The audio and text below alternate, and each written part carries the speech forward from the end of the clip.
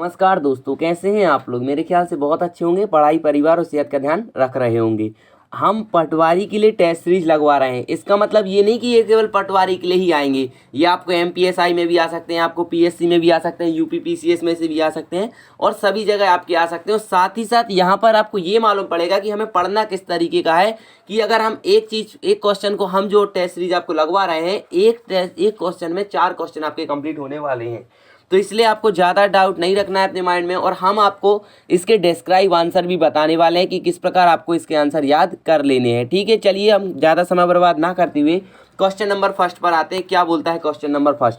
तो question number first बोलता है, भारतीय संविधान सभा के गठन के संबंध में निम्नलिखित में से कौन सी पंक्ति सही नहीं है? पहला ऑप्शन है, भारतीय संविधान सभा का गठन कैबिनेट मिशन योजना 1945 के अंतर्गत किया गया था। दूसरा है, सभा का गठन केवल प्रातिनिधिक निर्वाचन के आधार पर किया गया था। तीसरा है, संविधान सभा की कुल सदस्य संख्या 389 थी। चौथा है, संविधान सभा के लिए चुनाव जो है 1946 में हुआ था। और पांचवा है, उपरोक्त में से कोई नहीं या उपरोक्त में से एक से अधिक आंसर हो सकता है। हम जितनी देर में पढ़ रहे हैं उससे ज़्यादा आपको, उससे अच्छा है कि आप लोगों को क्या बता देना है, आंसर बता देना है। आप मेरे पढ़ने पे मत जाइए कि मैं क्या पढ़ रहा हूँ, आपको डायरेक्ट आंसर बता देना है कि आपको लगता है कि ए आंसर है, बी आंसर है, सी आंसर है, डी आंसर है। आपको क्या लगता है, आप आंसर बता सकते हैं। यहाँ पर टाइम भी चल रहा है तो अधिकतम मैं 20 सेकंड दे सकता हूँ। 20 सेकंड हो चुके हैं। अब हम दूसरे क्वेश्चन की ओर बढ़ते हैं। दूसरा क्वेश्चन है कि इनमें से संविधान सभा के स्थायी अध्यक्ष थे कौन थे? तो संविधान सभा के स्थायी अध्यक्ष जवाहरलाल नेहरू, बी सच्चिदानंद सिन्हा, सी डॉक्टर राजेंद्र प्रसाद, डी वीटी कृष्णमाचारी, या फिर 2 लोग इसमें स्थायी अध्यक्ष बनाए गए थे। आपको क्या लगता है, कमेंट सेक्शन में आप बताइए। कमेंट में भी आपको आंसर पिन किए गए होंगे या फिर हम आपको इसके डिस्क्राइब आंसर भी बताएंगे। टाइम आपको 20 सेकंड का ही मिलने वाला है। बहुत सरल होते हैं, कठिन नहीं होता है। सभी बच्चे आराम से इसको बता सकते हैं और इसमें कोई समस्या नहीं होने वाली है। तीसरा क्वेश्चन होगा, निम्नलिखित में से प्रारूप समिति के सदस्य नहीं थे। अगर आपको लगता है कि स्पीड है टेस्ट में, तो स्पीड, आप टेस्ट को रोक के उसके आंसर दे सकते हैं, क्योंकि टेस्ट हो रहा है, कोई वो नहीं हो रहा है कि हम आपको 2-2, 3-3 घंटे बर्बाद करें। तीसरा है, निम्नलिखित में से प्रारूप समिति के सदस्य नहीं थे। कौन नहीं थे? तो डॉक्टर के.एम. मुंशी नहीं थे, A B doctor B R. Ambedkar नहीं थे, सी वीटी कृष्णमाचारी नहीं थे, या डी सैयद मोहम्मद सादुल्ला नहीं थे, या फिर ई इनमें से कोई नहीं, या फिर इनमें से एक से अधिक लोग जो हैं संविधान की जो प्रारूप समिति थी उसके सदस्य नहीं थे। आपको क्या लगता है, कमेंट सेक्शन में बताइए। हमने आपको पहले ही बताया है कि आप यदि इसको पढ़ना चाहते हैं तो डिस्क्रिप्शन में एक लिंक दिया होगा, पॉलिटी की क्लास में जाके पढ़ सकते हैं। हम पहले भी पढ़ा चुके हैं कई बार बच्चों को। चौथा क्वेश्चन आता है, भारतीय संविधान के निर्माण के समय संवैधानिक सलाहकार कौन थे? तो आप लोगों को क्या लगता है, A doctor B R. Ambedkar, B doctor Rajendra Prasad, C doctor B N. Rau, D L N. Mukherjee, और ई इनमें से कोई नहीं या इनमें से एक से अधिक जो थे संवैधानिक सलाहकार बनाए गए थे। क्या लगता है आपको, कमेंट सेक्शन में आप जरूर हमें बताइए। तो इसके बाद आता है 5 नंबर क्वेश्चन, भारतीय शासन प्रणाली के संबंध में निम्नलिखित में से कौन सा कथन असत्य है? असत्य मतलब जानते हैं आप लोग क्या होता है, गलत कथन के बारे में पूछा गया है। तो सर्वोच्च सत्ता भारत की जनता में निहित है, ये इसका बताइए। बी एकीकृत शक्ति का प्रावधान किया गया है, सी संसदीय प्रणाली को गणतंत्रवाद से जोड़ा गया है, डी लोकतांत्रिक गणतंत्र को अपनाया गया है, ई उपर्युक्त में से कोई नहीं या उपर्युक्त में से एक से अधिक आप लोगों को देखने को मिल जाएंगे।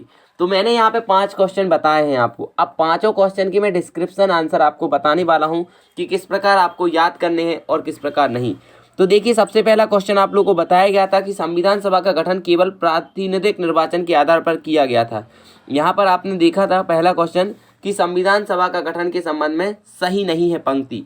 तो यहाँ पे जो लिखा हुआ है कि संविधान सभा का गठन केवल प्रातिनिधिक निर्वाचन के आधार पर किया गया था, यह कथन यहाँ पर सही नहीं है। इसके बाद अगर हम बात करें दूसरे क्वेश्चन की, तो दूसरा क्वेश्चन आता है कि भाई हम ही डायरेक्ट बता देते हैं, यहाँ डिस्क्राइब यहाँ आप देख लेते हैं कि जो हमारे संविधान सभा की पहली बैठक के अध्यक्ष कौन थे? तो आप लोगों को मालूम है कौन थे? आप लोग कमेंट करके यहाँ पे बताएंगे, राजेंद्र प्रसाद थे कि सच्चिदानंद सिन्हा थे।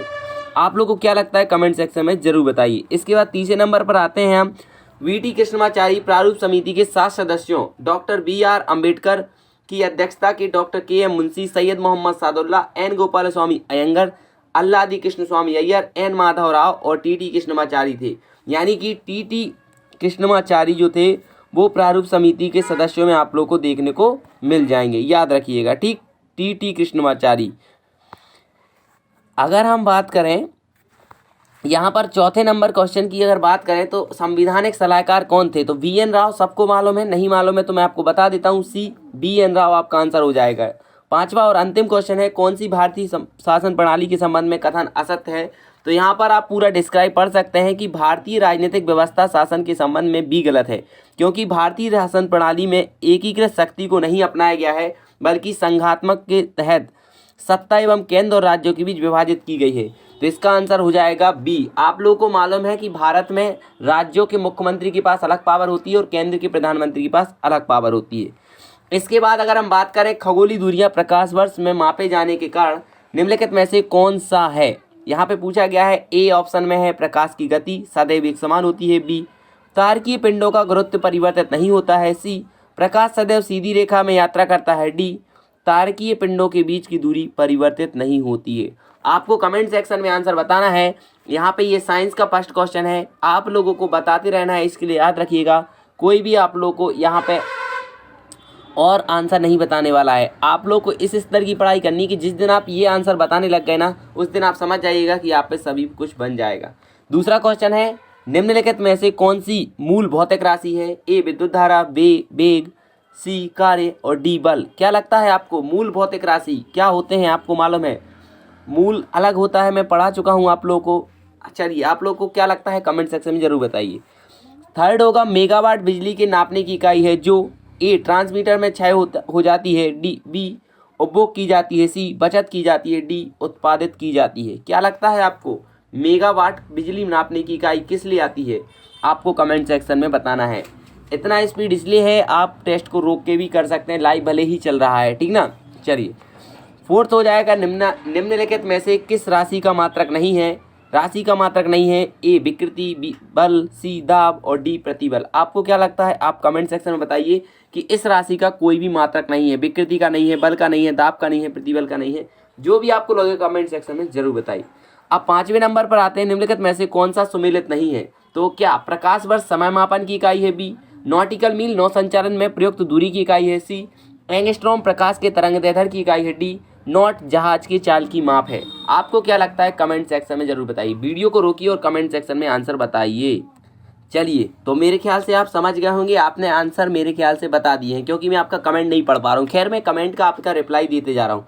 तो सबसे पहला क्वेश्चन था कि जो भाई ब्रह्मांड के संबंध में बात पूछी गई थी, तो उसका आंसर था A पूरे ब्रह्मांड में प्रकाश की गति स्थिर होती है, यह उच्च परिशुद्धता के लिए जानी जाती है, इसी कारण खगोलीय दूरी को प्रकाश वर्ष में मापा जाता है।